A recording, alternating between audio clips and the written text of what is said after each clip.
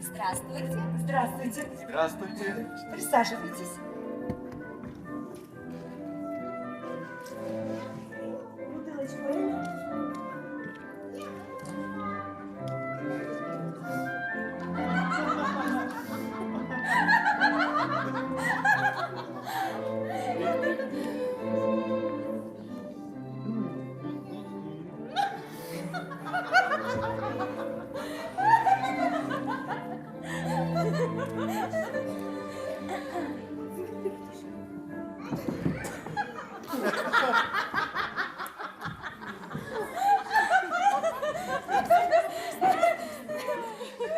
Мэр, наполни мне сосуд своим живительным напитком.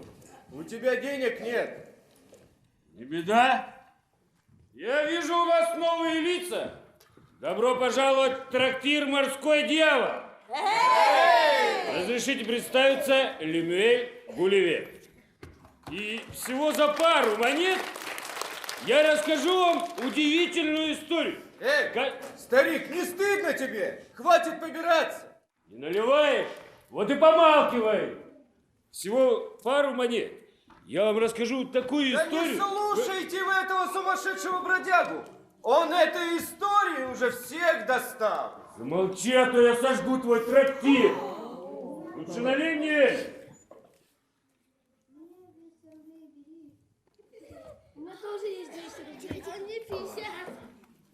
Как я уже сказал, зовут меня Лемюэль Гулливер. Свое медицинское образование я получил в городе Лейдене.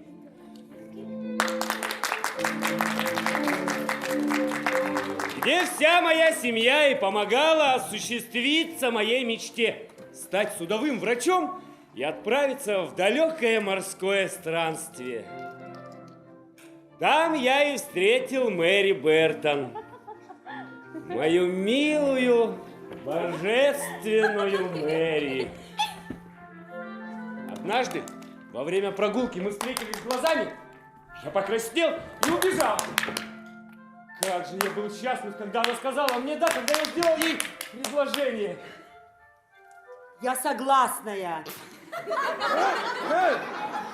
И я поставил себе цель – жениться на Мэри и жить с ней долго и счастливо. Но детские мечты о море и путешествиях не позволили сыграть свадьбу. Я отправился в странствие, а моя Мэри обещала меня ждать.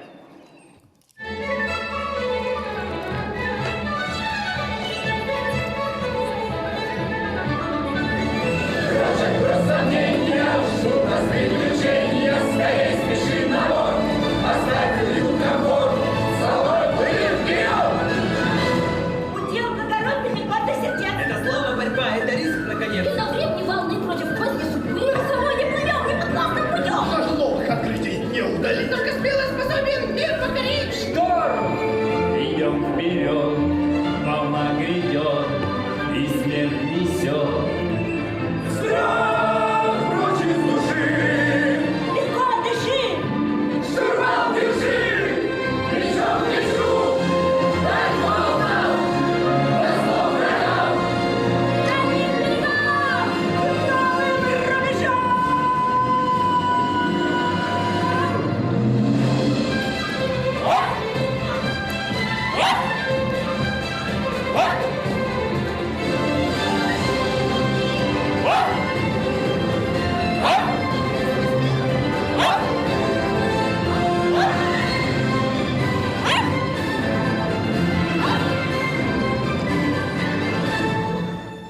Однажды, при переходе от Магелланова пролива к Ост-Индии, наше судно попало в сильнейший шторм.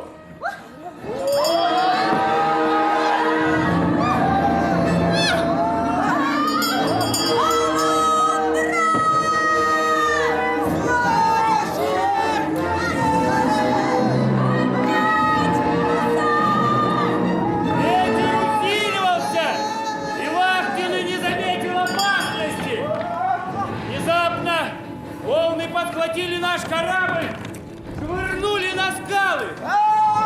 Корабль разбился вдребезги.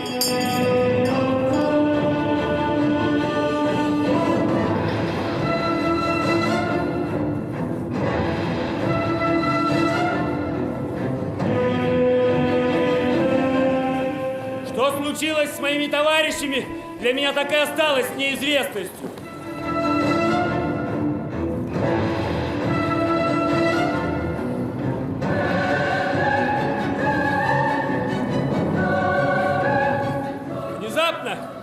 Вдалеке показалась земля.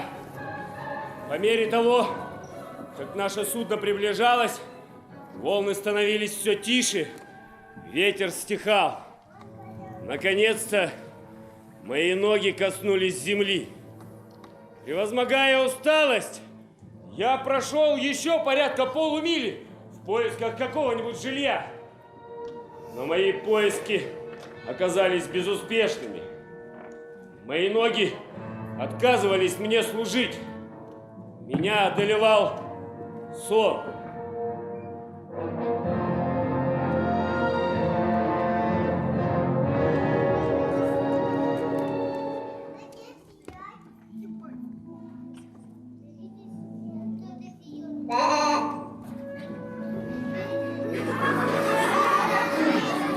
Ну что ты такой упрямый? Пошли домой. Уже стемнело. Да некогда мне с тобой возиться. Если я из-за тебя опоздаю и не попаду на Дворцовую площадь, то я отдам тебя мяснику.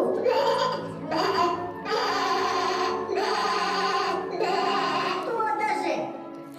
А знаешь, почему я тороплюсь именно сегодня? Потому что сегодня будет бал, где я вновь смогу увидеть нашу несравненную принцессу. Да и не важно, что только издалека. Но когда же я ее увижу вновь? Эх ты, разве поймет сытый голодного? Вот любил ли ты когда-либо по-настоящему? Эх, а я, кажется, влюбился.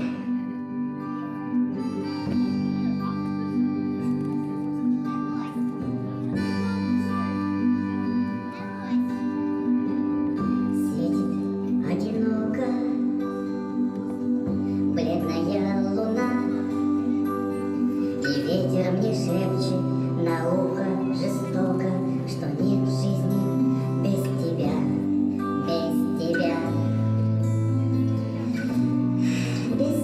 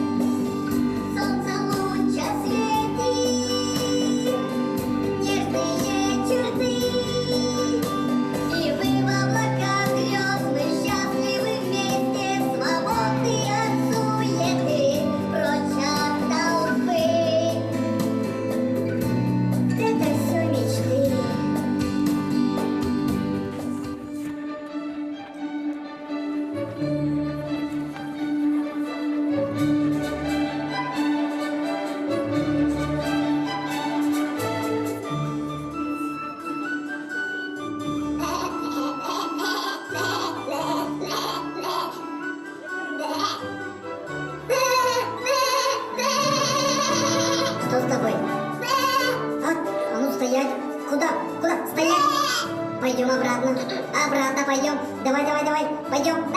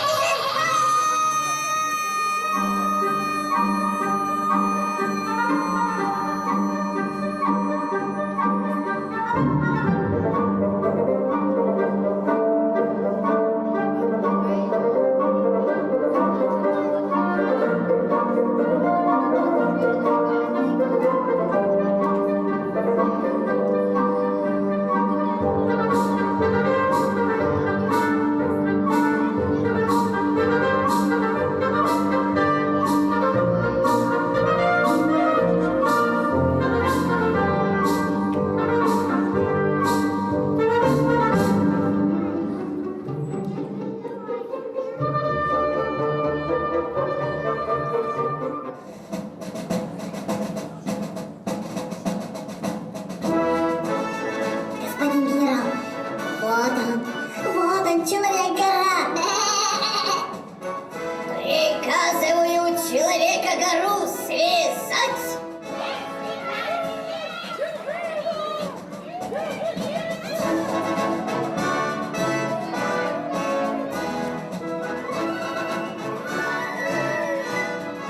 Стража!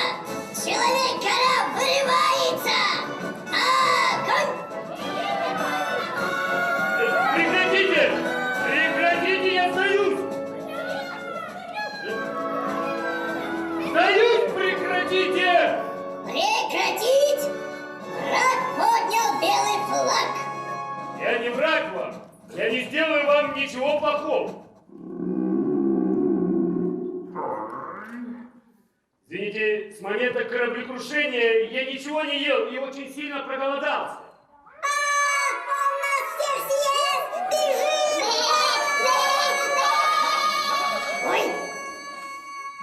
Приказываю Человека-гору покормить! Ой! Иначе он нас всех съест!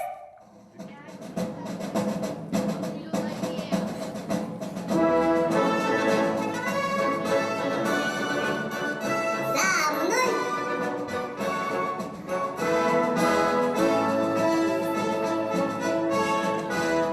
Это все мне? Ага.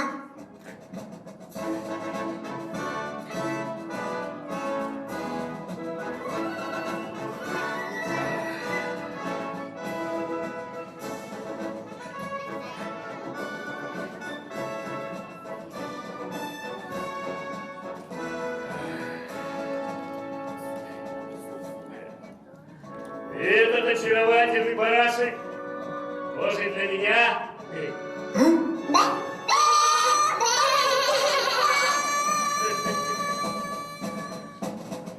Его высочайшее величество Кальбасту Маморен Эвлен Гердайло Шефин Моли Олигу, могущественный король Лилипутии, отрада и ужас вселенной, король королей, величайший из сынов человеческих, предлагает недавно прибывшему в наши небесные владения Коинбусу Флистрину или Человеку-горе прибыть в столицу в связанном виде, где он будет осмотрен его величеством лично.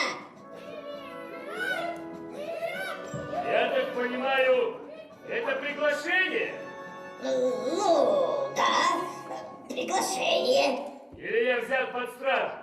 Или взят под стражу.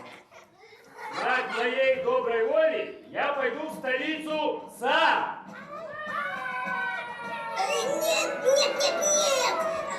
Мы против того, чтобы Человек-гора лично путешествовал по нашему королевству. Человек-гора способен случайно задавить кого-нибудь и даже не заметить этого. И его величество строго-настрого приказал привести Человека-гору связанного. Но ведь если я пойду сам лично, это будет гораздо быстрее. Об этом не может быть и речи. Мы построим огромную повозку, на которой и повезем тебя. Война!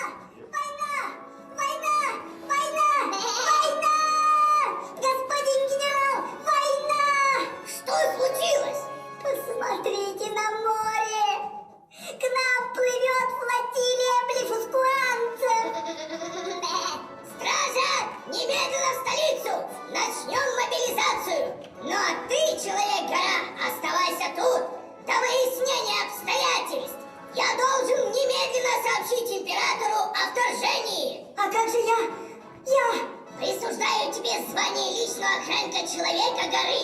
И если что случится, отвечаешь головой. Но я всего лишь пастух. Почему мне всегда не везет? Сначала пропал барашек, потом нашел огромного великана. Не увидел свою принцессу, да еще и война началась. Эй! Не переживай ты так. Ты лучше расскажи мне, кто они такие, эти блефускуанцы? Они с империей Блефуску. Мы соседствуем с этим островным государством. Однако в течение уже 36 лун нам приходится вести с ними ожесточенную войну. Поводом для нее послужило следующее событие. Но всем известно, что с незапамятных времен яйца смятку полагается разбивать с тупого конца. Случилось так, что дедушка Его Величества, еще будучи ребенком за завтраком, порезался острым осколком скорлупы, разбив яйцо, которое ему подали. Его батюшка, прадед нашего короля, издал указ, предписывающий всем лилипутам разбивать яйца исключительно с острого конца. И что бы вы подумали? Этот указ вызвал такое возмущение среди населения, что началась смута, которая переросла в настоящую революцию. А при чем тут империя? Как при чем? Правители Блефуска упорно поддерживали и поощряли народные волнения, укрывая бунтовщиков в своих владениях. Все еще больше осложнилось, когда с острова Блефуску в нашу сторону прозвучали обвинения в ереси и в расколе, после чего и началась война. Послушай, у меня есть к тебе еще пару вопросов. Спрашивай. Как твой личный охранник, я постараюсь тебе помочь. Скажи мне, а где я нахожусь? Это королевство Лилипутия, которое занимает часть побережья континента. А империя Блефуску – остров, расположенный на северо-востоке. А ты про Англию когда-нибудь слыхал? Нет. Да я полагал, что кроме нас и Блефуску никого нет. А в этой Англии все такие же огромные, как и ты? Да нет, я бы сказал, что это вы маленькие, а мы обычного роста. Эх, сдается, не увидеть мне больше мою Мэри. Мэри? А, это твоя подруга. Это моя невеста. Я ее как только увидел, сразу понял, жить без нее не смогу. Как же я тебя понимаю.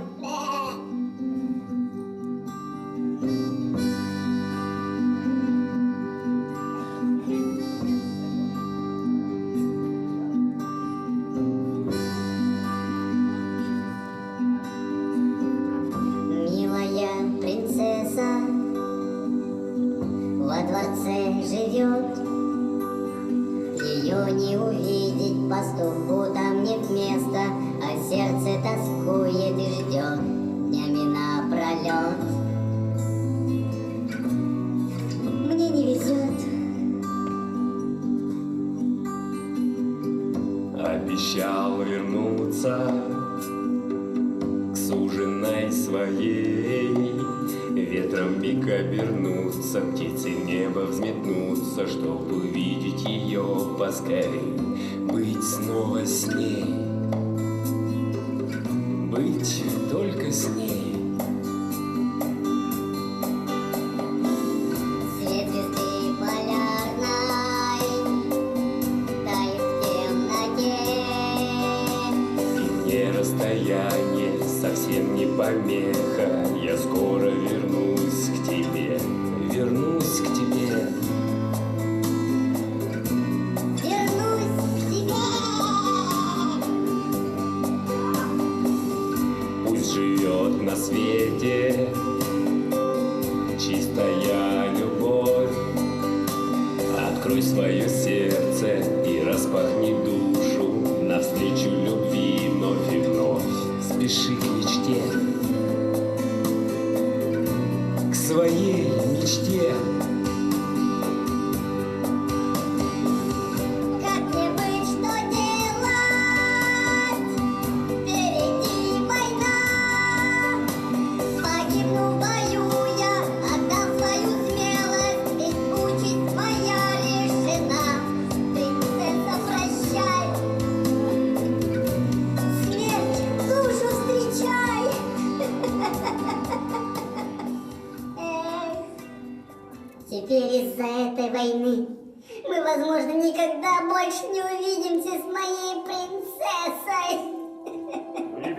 мой Петр, слушай, у меня есть одна идея.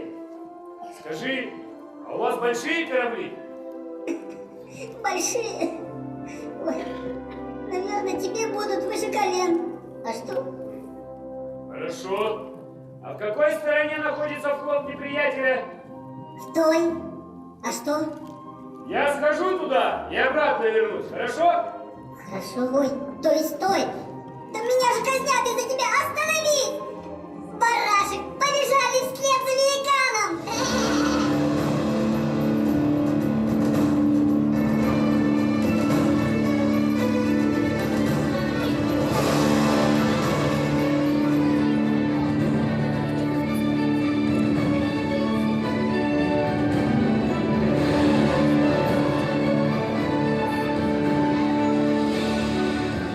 Барашек, смотри!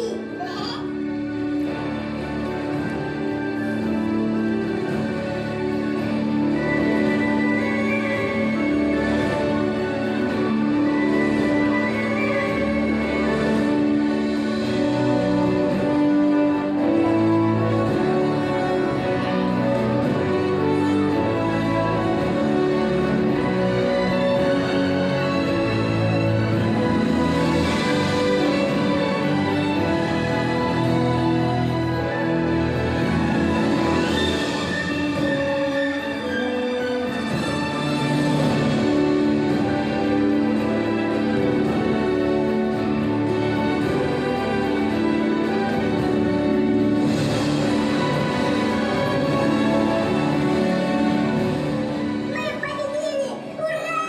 Мы победили! Ура!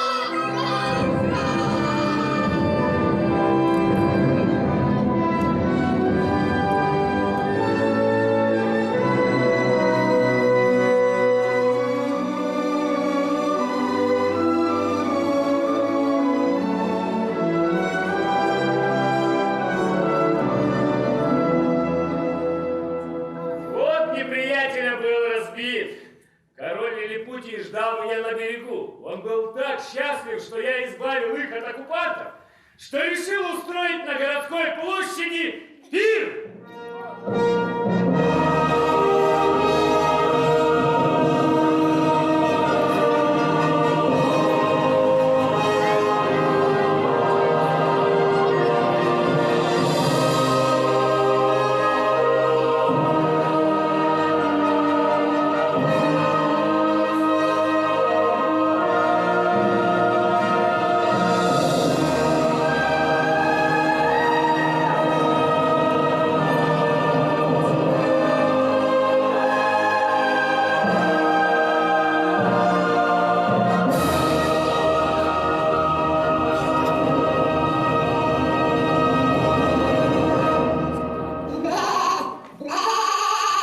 Барашек, ты куда залез? А ну слезай! Ой, спасибо большое! Встречайте! Император Гальбаста Намарен Эвлет Гердайло Шефин Моли Олигу!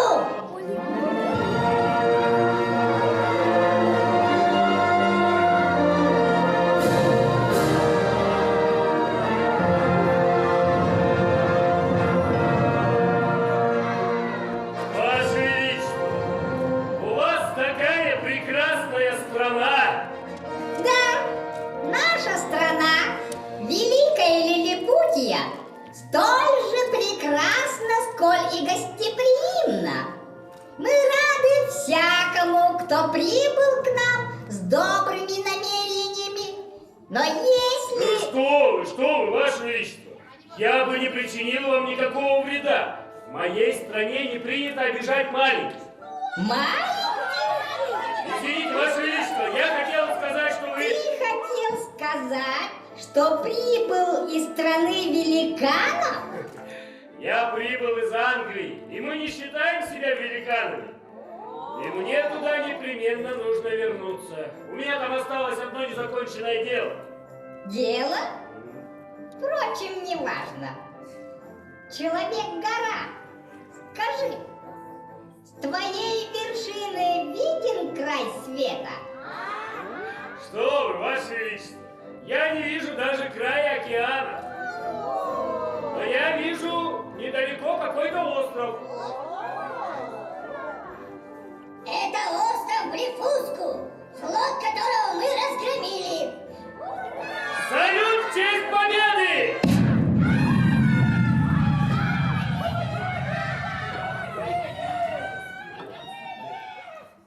Ваше Величество,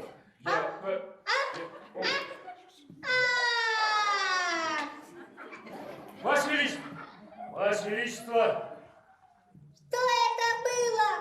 Лемюэль Гулливер, как подданный его величества, императора Великой Лилипутии, ты должен немедленно показать нам все, что хранится в твоих карманах. А зачем? Ваше Величество, просто хотим убедиться, что ничто более не угрожает жизни вашего Величества. Неужели вы до сих пор меня боитесь? Ну что ж, это револьвер. Его я вам уже продемонстрировал. Отложите этот пистолет подальше от нас.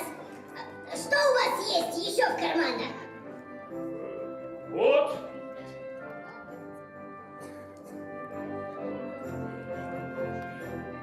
Кусок грубого холста.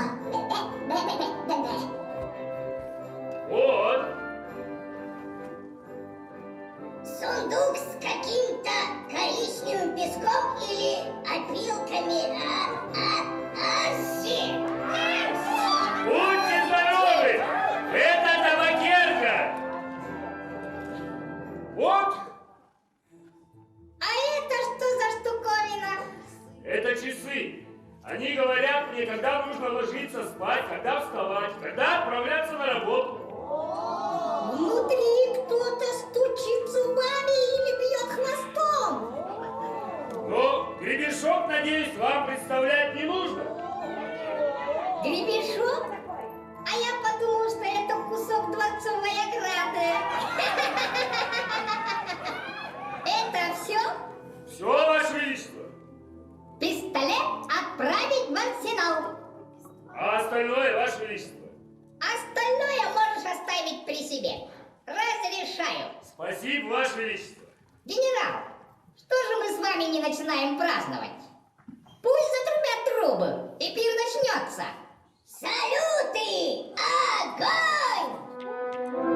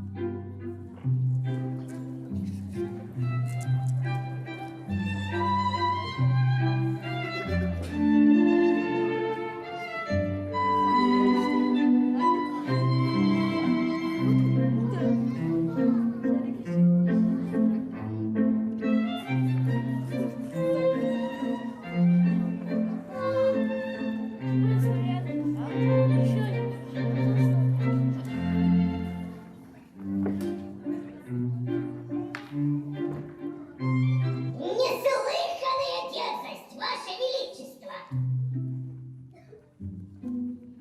Я проявил милость, дал ему свободу, а он отказал моей маленькой просьбе. Просьбе? Я всего-то попросил помочь захватить империю Блефуску. Блефуску? Хватит за мной повторять! Виноват? Позвольте, я прикажу казнить его.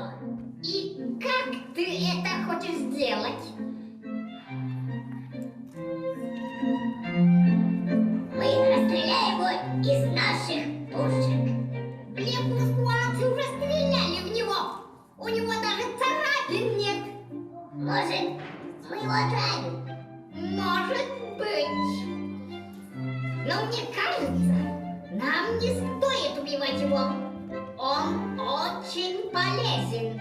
Ведь я не преуменьшаю заслуг Уиндуса Палестрина.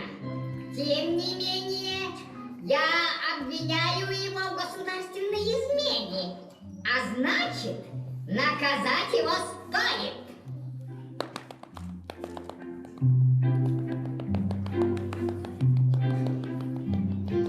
Но как мы это сделаем?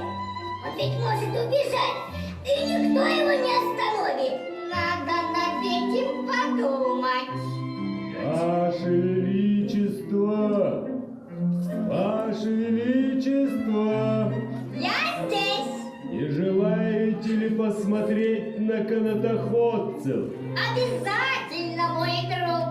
Я сейчас выйду на балкон. Какие чудесные у вас подданные! Просто диву даюсь! Император сказал, что сейчас выйдет. Извините, что помешал. Генерал, у меня, кажется, появилась идея. Идея? Я ведь отрада и ужас вселенной. Я очень зол, сердце жаждет сладостного общения, голос мой. Бросай дрожь, маршал брак упадешь, образ мой стас войдешь. Как прокормить гиганта, где еду взять? Он сожрет весь город, веревками вязали, камнями закидали, всю еду отдали. Как его нам одолеть, чтобы всем не умереть? Кто здесь? Есть у меня идея одна. Ночью уснет и выгоним его на нас. Скажем ему, что он не дорог счастья, а не нам важно, но все. Припуску акций, это вы они, подлые сосланцы. Иди разбей засланцев, разбей припуску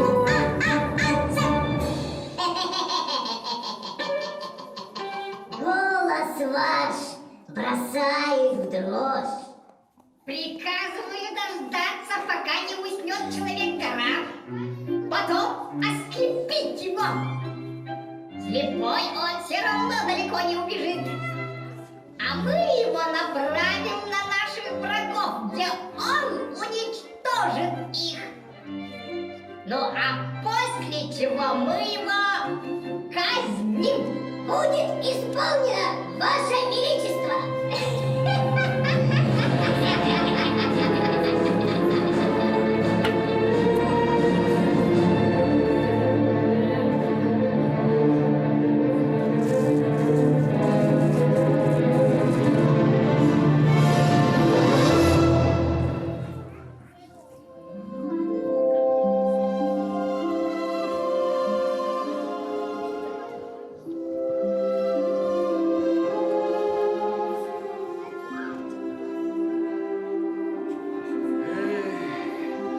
И в Англии такое же красивое небо, такая же красивая луна. Эх, очутиться бы сейчас там, рассказать все, что я видел, не поверили бы. Подумали бы, сумасшедший. Только вот проблема. Не знаю ни как добраться до дому, да и плыть не на чем. Да. Гулливер, наконец-то мы тебя нашли! А, это вы чего не спится? Да какой тут сон! Тебе глаза собирается выколоть! Вот, ты где такое услышал? Сам император приказал, а исполнять будет генерал! Император? Не может быть. Он ведь был ко мне так добр. А теперь выколоть глаза, ну за что? За то, что я отказался истребить империю Блефуску? Да выколи, тогда сам узнаешь! Гулливер, они уже идут! Надо тебе бежать! Куда? Куда бежать, а? Да куда? Есть еще одна тайна. Какая? Да, тут рядом, недалеко море, прибило к берегу плавучий остров. Остров? Мы сначала так подумали, что это не остров, а лодка. Лодка, только перевернутая вверх дном. Лодка? Гулливер, тебе надо уходить. Спасибо, дружок! Прощай! Прощай, Гулливер, прощай.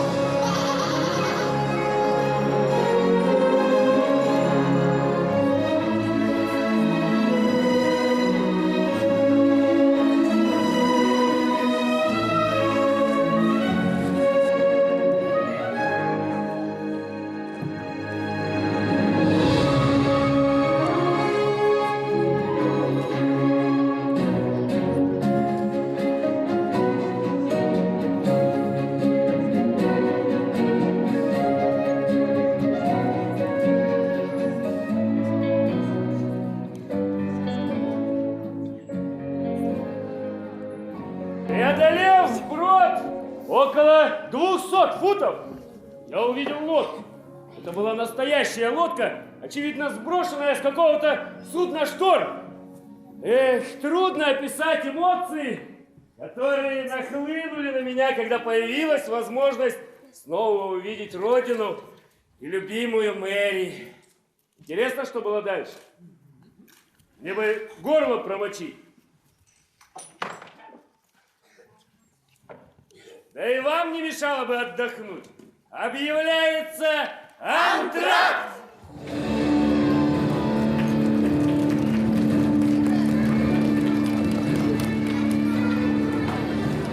Значит, вам интересно, чем закончилась моя удивительная история? Ну что ж, не буду вас задерживать, а расскажу все по порядку.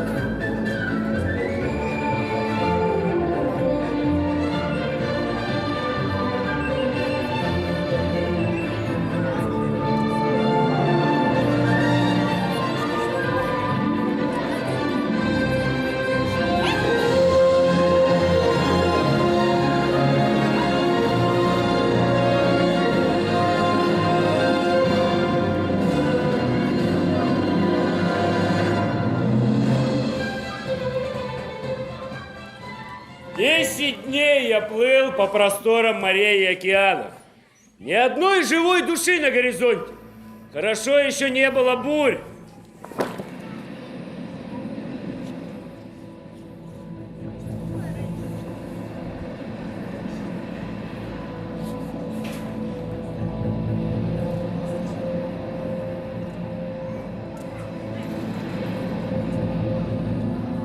Голодные стаи акул кружили подо мной, очевидно чувствуя, что смерть находится где-то рядом.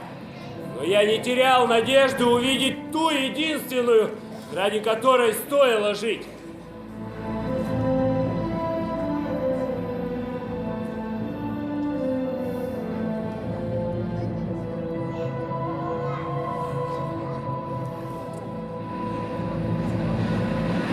С каждым днем мне становилось все хуже и хуже. Мне хотелось пить, хотелось есть.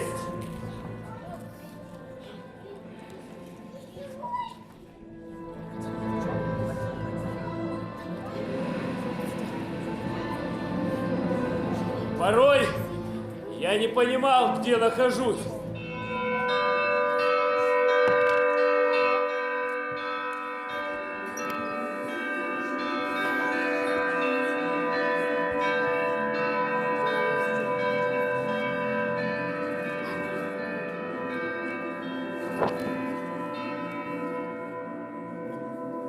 Мэри!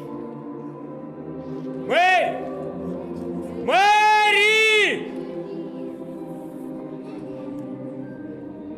Мэри! Я вернулся, Мэри!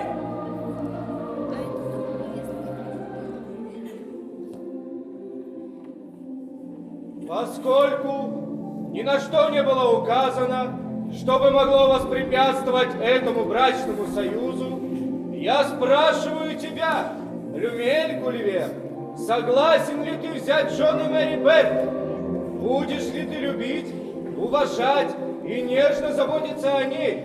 И обещаешь ли ты хранить брачные узы в святости и нерушимости, пока смерть не разлучит вас?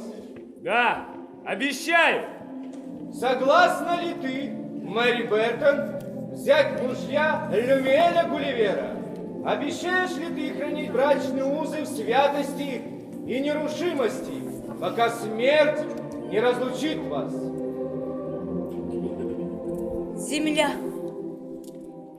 Земля! Земля! Земля! Это была земля! От одного ее вида я почувствовал невероятный прилив сил. И мои руки начали еще сильнее грести, чтобы ноги оказались быстрее на твердой земле.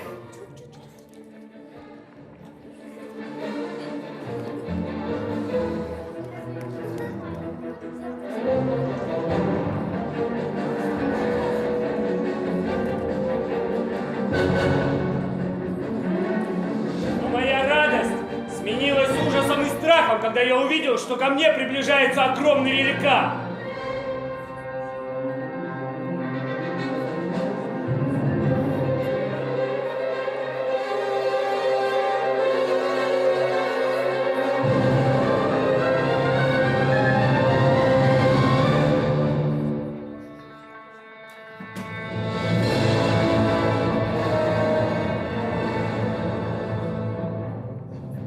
Как я узнал позже, меня поймал один из работников фермера, чьи поля находились рядом с берегом. Работник отнес меня к своему хозяину, тот долго расспрашивал его, где он меня взял. Затем взял соломину толщиной с трость и начал поднимать полы моего кафтана, очевидно думая, что это что-то вроде шкурки, подаренной мне природой. Наконец-то фермер отправил своего работника обратно в поле. А сам присел на землю, положил руку ладонью вверх, накрыл ее вдвое сложенным платком и сделал знак взобраться на нее. Я посчитал благоразумным повиноваться и, чтобы не упасть, лег. Фермер укутал меня в платок, как в одеяло, и в таком виде понес домой.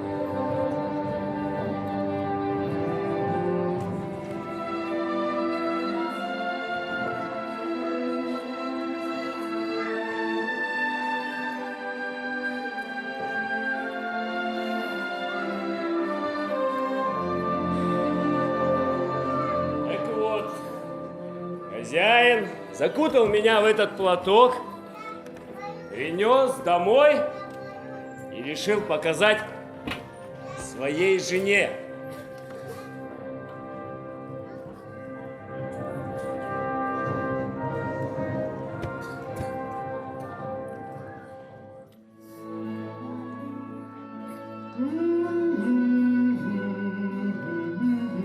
Хозяин!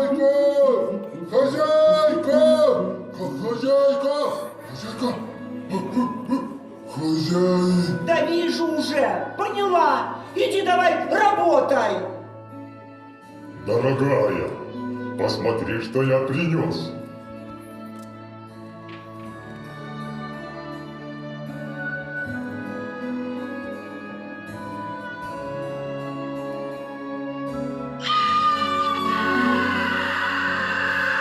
Убери прочь! Убери прочь! Это паук! Паук, паук, паук! Какой паук? Приглядись повнимательней. Сказала, убери прочь! Это не паук. Ну, подойди и посмотри. Я устала от твоих шуточек. Ты опять хочешь меня напугать? На этот раз я не шучу. Посмотри внимательно, кого принес один из моих рабочих. Я такого еще ни разу не видел. А ты точно не шутишь? Не бойся, точно не шучу.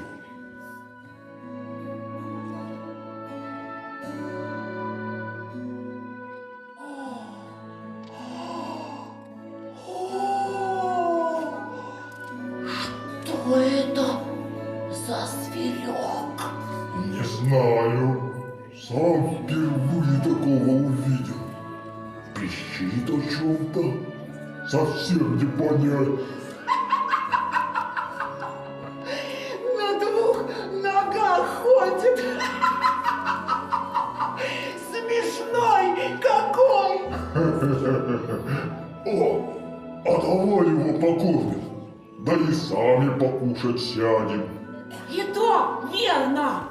Ты садись давай, а я пойду на стол накрою. Ага.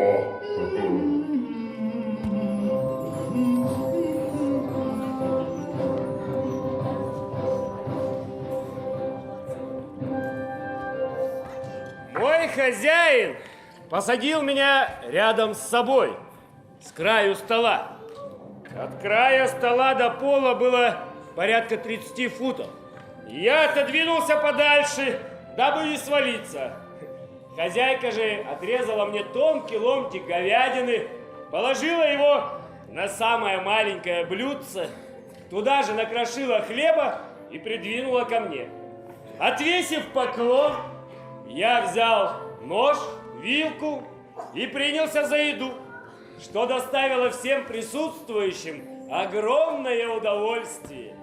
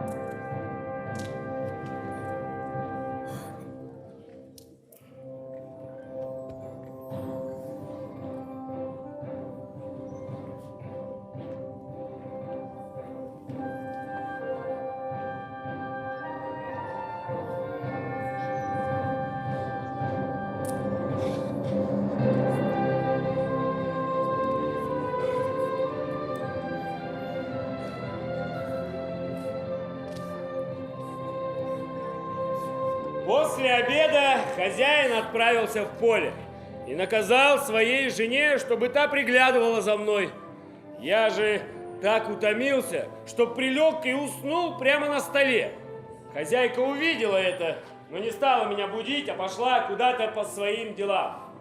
Я проспал около 3-4 часов, и мне во сне снилась моя любимая Мэри. Тем печальней было просыпаться в пустой полутемной комнате.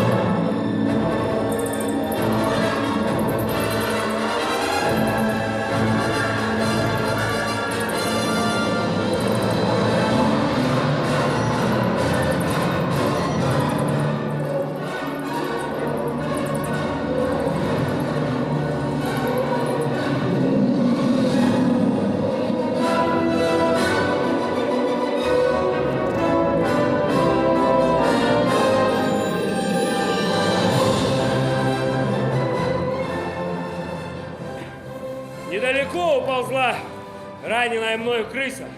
Она умерла около стола. Тут на кухню зашла хозяйка и, увидев мертвую крысу, бросилась ко мне, схватила меня на руки и прижала к себе. Я попытался объяснить ей, что цел и невредим, но она меня не слышала и не понимала. Тогда я показал на нож, показал ей все, что здесь происходило, и она меня поняла. Она позвала служанку, чтобы та убрала следы учиненного мною побоища.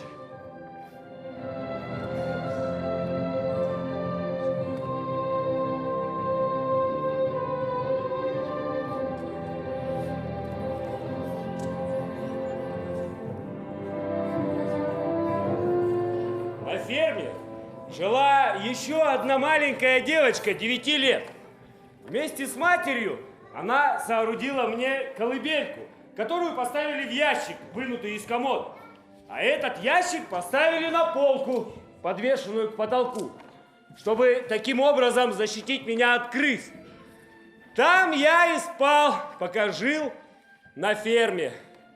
Но вскоре среди соседей фермера поползли слухи, что он нашел в поле существо по величине похожего на сплетнок, но очень схожего с человеком. Поговаривали, что он ходит на 2 ногах, разговаривает и даже пользуется ножом и вилкой, когда ест мясо.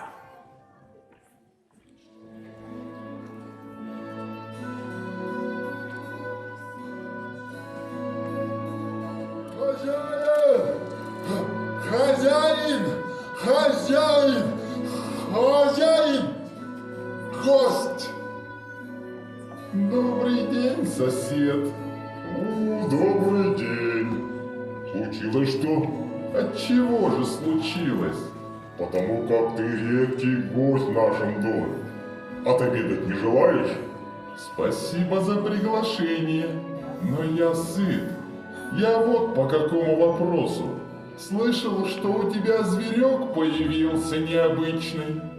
Поговаривают, на человека похож. Да что слухам-то верить, лично пришел проверить. Правду говорят.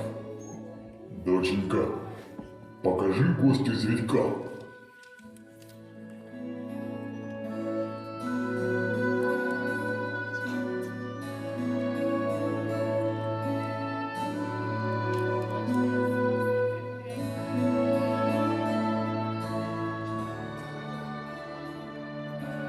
Ух ты!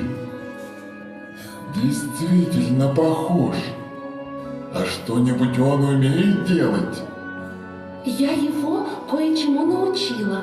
А ну, карлик, покажи, как в тот раз. Дорогие друзья, я понимаю, что меня очень сложно рассмотреть из-за моего якобы маленького роста. Но я нормальной величины. Это вокруг все просто огромные. И для вашего удобства хочу предложить вам лупу.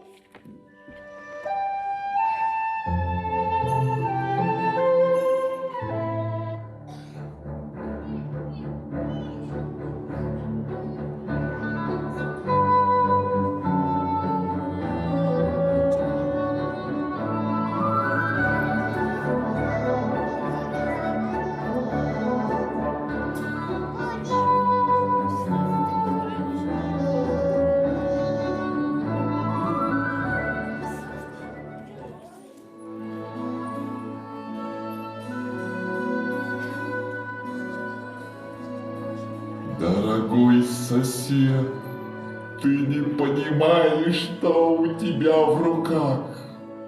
Это же золотая жила.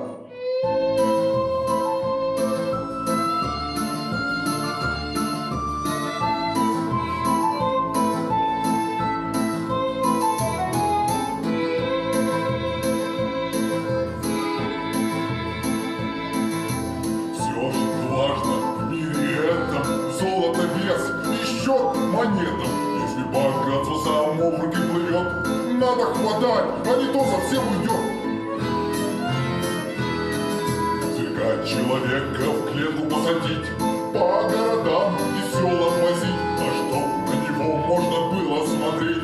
Платить будут нам ниже шире карман. Монеты мешками таскать будем с вами. Этот зверек очень легкая нажива. Этот зверек наша золотая жила. Все, что важно в мире этом, золото, вес и счет монетам. Если богатство само в руки плывет, надо хватать, а не то совсем уйдет.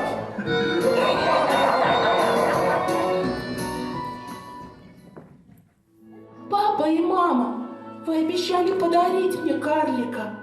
Но мне кажется, вы хотите поступить, как в прошлом году, когда подарили мне ягненка. Как только он отъелся, вы продали его мяснику.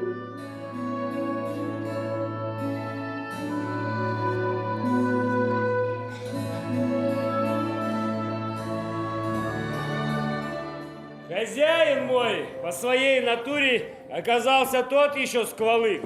А тут еще и сосед со своим поистине дьявольским советом. Он предложил показывать меня как диковинку на ярмарке в соседнем городе. Тут сосед и мой хозяин начали шептаться. И когда сосед, ухмыляясь, глянул на меня, мне стало не по себе. Но я-то за это переживал не так, как дочка хозяина. Она боялась, что эти невежественные и грубые крестьяне изувечат меня. Ну или еще чего доброго, убьют. Но так или иначе, но на следующий день мы поехали в город. Хозяин посадил меня в дорожный ящик. Путешествие длилось около получаса. Но за это время я успел утомиться. После недолгих приготовлений представление началось. Меня поставили на самый большой стол в комнате, и по команде хозяина я выполнял приказ. Я ходил вперед, назад, брал наполненный вином наперсток и пил за здоровье гостей. Затем выхватывал зубочистку и махал ей, как учителя фехтования в Англии.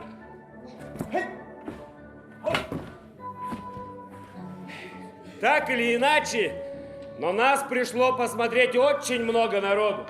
Мы дали 12 представлений, и каждый раз мне приходилось повторять одно и то же. Вскоре все это меня очень утомило. Мой хозяин мало того, что здесь заработал неплохой куш, так и ему еще и взбрела в голову идея объехать со мной все большие города королевства. И вот однажды, к моему счастью, мы остановились на берегу моря, чтобы передохнуть от дороги.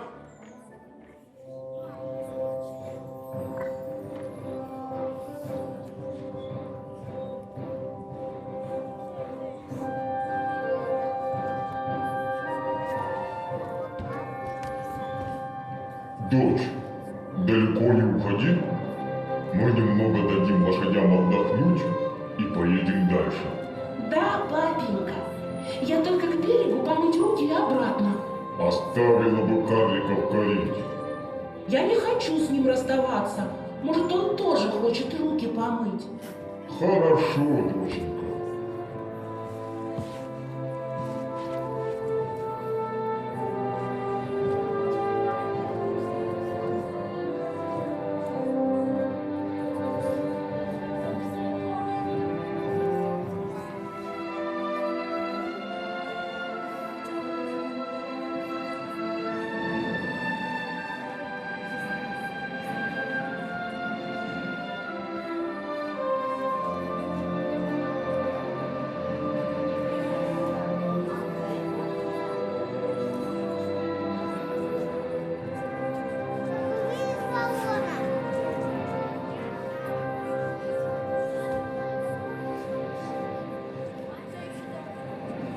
О, птичка.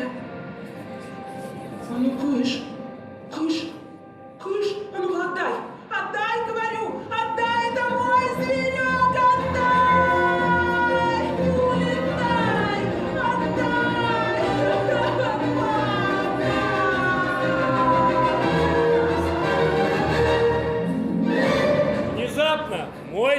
закачался, как вывеска на магазине в ветреный день. Затем я услышал злобный клёкот над собой. Вскоре я почувствовал, что мой домик падает, да падает с такой скоростью, что у меня аж дух перехватило. Я услышал всплеск воды. Я понял. Опять я остался один на один с морем. Но на этот раз судьба была ко мне более благосклонна. Меня подобрал английский корабль, который в это время проходил мимо. Мы по дороге в Англию заходили в 2 порта, но я ни разу не спускался на землю до самого Даунса. И вот по прибытию в Англию я нанял извозчика, нанял проводника и отправился к своей любимой божественной Мэри.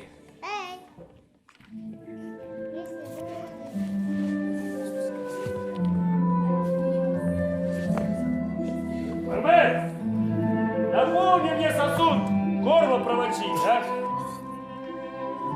Сколько раз тебе говорить? Иди отоспись.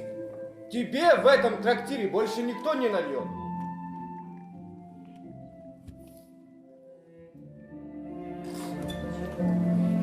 Эх ты! А как же Мэри? Он женился на ней. Она умерла. Она каждый день приходила к гавани, ждала его, но однажды захворала и умерла, так и не дождавшись. Когда он узнал об этом, в нем что-то изменилось. С тех пор его никто не видел трезвым. Когда он рассказывает нам о своем путешествии, лишь только тогда мы узнаем в нем нашего веселого прежнего Гулливера. Может быть, он выдумывает эти истории, но никто никогда уже об этом не узнает. Бармен!